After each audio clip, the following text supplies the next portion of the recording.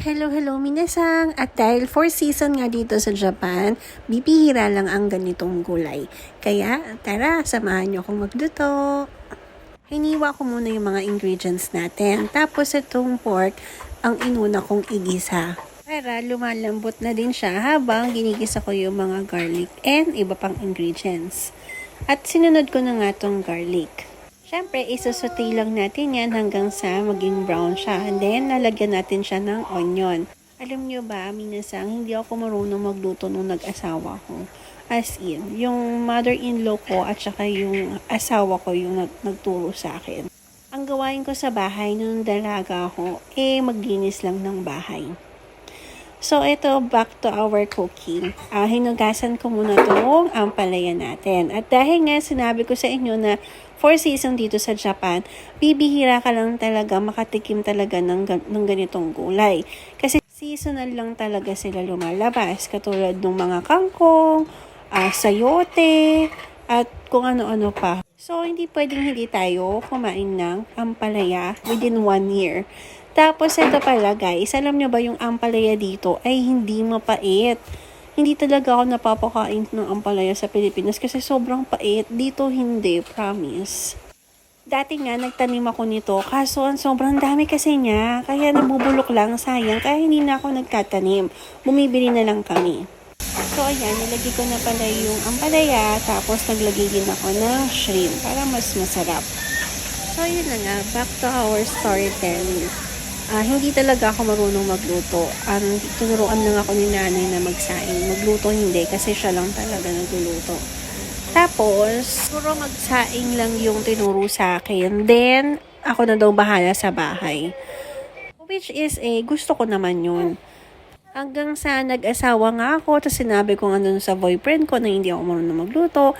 Sabi niya, siya daw marunong siya magluto. Di, pwede. Joke lang. Pero totoo, marunong talaga siya magluto yung asawa ko. At habang nagluluto ako, nililinis ko na itong mga pinaghiwaan ko. Kasi ayoko nang meron nakalagay sa lababo. Parang, yun, nadudumihan ako. Kaya gusto ko laging malinis yung lababo namin. Pinapakuluan ko muna yung ampalaya hanggang sa lumambot siya. Para hindi sobrang tigas naman. Pero, konting lang, pakulo lang. Kasi mas masarap naman yung gulay crunchy, diba? So, yun na nga. Nung nakarating na ako dito sa Japan, so tinuruan ako ng asawa ko, tinuruan ako ng mother-in-law ko na magluto. Ang lagi kong tinatandaan, sabi sa akin ng mother-in-law ko na kapag marunong ka ng maggisa, marunong ka ng magluto. Kaya mo nang magluto. So, ayun. Kakaturo sa akin ng mother-in-law ko at saka ng asawa ko, natuto ko magluto. At take note, kaya ko na rin magluto ng cake. Nakakapag-bake na rin ako ng cake or ng tinapay or what. So, ngayon, wala lang time kasi nagkaroon ako ng baby. So, hindi ko pa kayang mag-asikaso or mag-bake ulit. Nakaka-proud lang or napaproud ako sa sarili ko kasi yung mga gusto kong kainin, kayang-kaya ko nang din lutuin kasi nga marunong ka na, at least meron ka nang alam, may idea ka na. So kahit tumingin tayo sa YouTube, alam mo yun, pag tinignan mo lang, ay ganun pala yun. Diba? Parang mamadali na lang para sa akin. So, nakaka-proud lang na kaya ko nang magluto. So, balik tayo sa ating niluluto at ito na nga. Tingin ko naman ay malambot-lambot na yung ampalaya natin, kaya nilagyan ko na siya ng salt and pepper. Para pang taste na lang din, di ba? Tapos, syempre, hindi mawawala ang itlog. Alam mo na. Kailangan natin lagyan ng itlog. Kahit isa lang, kasi konti lang naman yung ampalaya natin. Kami lang naman kasing mag-asawa ang magla-lunch dito. Kasi yung mga kids sa school na sila nagla-lunch. At kami nga lang ni Bunbun dito sa bahay. Syempre, buti na lang yung anak ko ay nakikisama. At ayan na nga. Tapos ibubuhusan natin to sa ating ginisang ampalaya. Diba?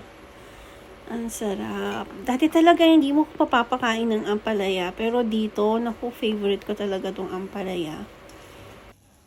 Gaya nga ng sinabi ko, hindi ko rin alam bakit dito sa Japan, hindi mapait yung ampalaya nila. Bakit kaya sa Pilipinas no, mapait yung ampalaya? So, ayan, ginisa-gisa ko na yung egg dyan. Tapos, nilagyan na natin siya ng water. O, diba? Tapos, antayin lang natin tong kumulo. Yan, konti lang. Kayo, minasang, ano pong lunch nyo?